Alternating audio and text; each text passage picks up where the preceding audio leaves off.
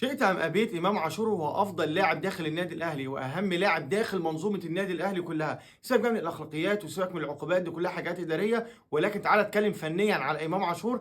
إمام عاشور هو أهم لاعب داخل النادي الأهلي. تعالَ بُص على إمام عاشور وقارن بين الأسبوعين اللي غابهم إمام عاشور وبين عودة إمام عاشور. الأسبوعين اللي غابهم إمام عاشور ما كانش عندك حد بيقدر يستلم ويعمل لك مرحلة التحضير ويطلع بالكورة، حتى مع وجود محمد علي برمضان كان بيقدر يعمل الحتة دي، ولكن مش زي إمام عاشور. كان بيحصل بطء في نقل الكورة للنادي الأهلي. ما عندكش اللاعب اللي يقدر يطلع لك بالكوره من تحت، يبدا مرحله التحضير ويطلع بالكوره لقدام ويبدا يسلم الاطراف ويبدا يعمل لك كده بينيات من نص الملعب. فمع عوده امام عاشور النهارده طوال ال 90 دقيقة إمام عاشور ما فيش كورة ما كانش بيبصم عليها. إمام عاشور بدأ الماتش كطرف شمال، ولكن مع الوقت في الماتش لأ، إمام عاشور بقى في كل حتة في الملعب. إمام عاشور بيقدر ينزل لنص الملعب، بينزل يبدأ مرحلة التحضير ويطلع بالكورة، بيميل ناحية اليمين، بيسدد من قدام المنطقة، بيبدأ يعمل لك البينيات، بيبدأ يميل على بن شرقي، بيبدأ يروح المنطقة كمان مع بالعمري، بيقدر يعمل كمان اختراقات من نص الملعب ويقدر يديك كثافة هجومية. إمام عاشور النهارده عمل كل حاجة في نص الملعب.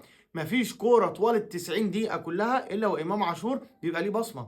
كل كرة أو كل هجمة بياخدها النادي الأهلي لازم تلاقي فيها إمام عاشور. الأسبوعين اللي فاتوا أو الماتشات اللي فاتت دي كلها ما كانش فيه اللاعب ده، ما كانش فيه اللاعب اللي تقدر تعتمد عليه وتدي له الكورة وأنت عارف إن في حاجة كويسة هتحصل. إمام عاشور بالنسبة لي هو أفضل لاعب جوه مصر. إمام عاشور بالنسبة لي اللاعب الوحيد حاليا من بعد أبو تريكة اللي أول ما الكرة تيجي في رجله تسقف له وتتمتع بيها. ما تعرفش هو هيستلم الكرة هيعمل إيه أو بيفكر في إيه أو هيلعبها إزاي. إمام عاشور بالنسبة لي هو دينامو النادي الأهلي. إمام عاشور هو أفضل لاعب داخل المنظومة عامة. فإمام عاشور النهارده بيثبت لك لا، ان وجود امام عاشور لا غنى عنه. انا بتكلم كفنيا، سيبك بقى من العقوبات وسيبك من الحاجات الاداريه دي حاجات الاداره، ولكن فنيا امام عاشور هو اعلى لاعب فنيا داخل مصر واهم لاعب داخل النادي الاهلي واهم لاعب داخل منظومه النادي الاهلي ولاعب لا غنى عنه. تعال بقى اروح على الباك الشمال. كل دقيقه كان بيلعبها كوكا على حساب بالعمري فضيحه، وفضيحه في حق اياس ترب. انا اول مره احس النهارده ان في باك شمال في النادي الاهلي.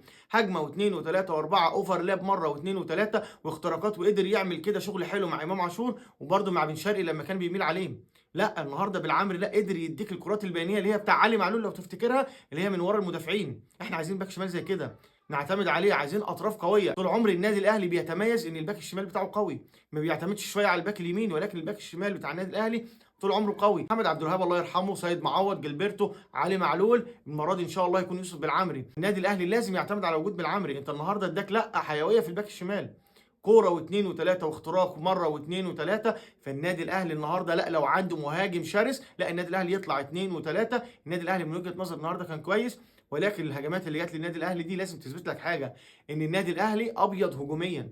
ما عندهوش لا مروان ولا كاموش. النادي الاهلي ما عندهوش مهاجم شرس. ومش متخيل لحد دلوقتي ازاي فريق بحجم النادي الاهلي ما يكونش عنده